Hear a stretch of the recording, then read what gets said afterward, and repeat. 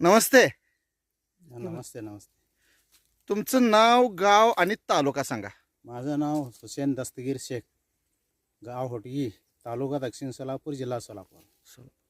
तुम्ही हे जे केरनचं मार्गदर्शन घेतलंय ते कोणत्या पिकासाठी घेतलंय? मी ऊसासाठी घेतलेला आहे.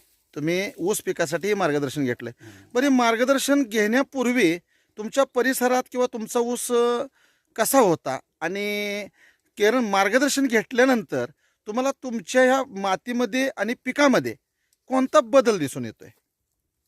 पहिला हे केरन मार्गदर्शन घेण्याच्या अगोदर 30 ते 35 टनाच्या आत होतं एकरीला. आता कमीत कमी 70च्या वर जात आहे.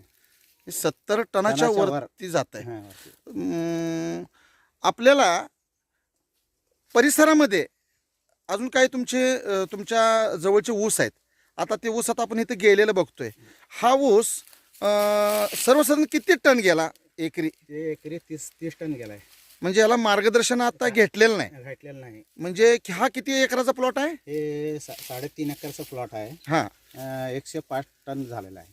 म्हणजे 3.5 एकरामध्ये 105 टन. 5 टन झालेला आहे. आपला हा ऊस किती एकर आहे? हे 1 एकर आहे. मग आता किती टन जाईल असं वाटतंय तुम्हाला? माझं 70च्या पुढं जाईल. 70 टनाच्या पुढं. म्हणजे 1 एकरामध्ये 70 टन, 70 ते 80. 80 टन ऊस जाणार आहे. बरं, ह्या टेक्नॉलॉजीमुळं इतर शेतकऱ्याच्या लाईफमध्ये काय बदल होईल? त्यांचं उत्पन्न काय वाढेल असं तुम्हाला वाटतंय? नाही, हे टेक्नॉलॉजी हे केलं तर होईल. त्यांचं बी त्यांचं पण वापर केल्यावर वापर केल्यावर त्यांचंही उत्पन्न होईल. वाढेल. तुम्ही ह्या टेक्नॉलॉजीवरती समाधानी आहे? हा, मी फार समाधानी आहे. बरं, महाराष्ट्रामध्ये असे काही ऊस पीक करणारे काही शेतकरी आहेत, त्यांना तुमचा काय सल्ला असेल?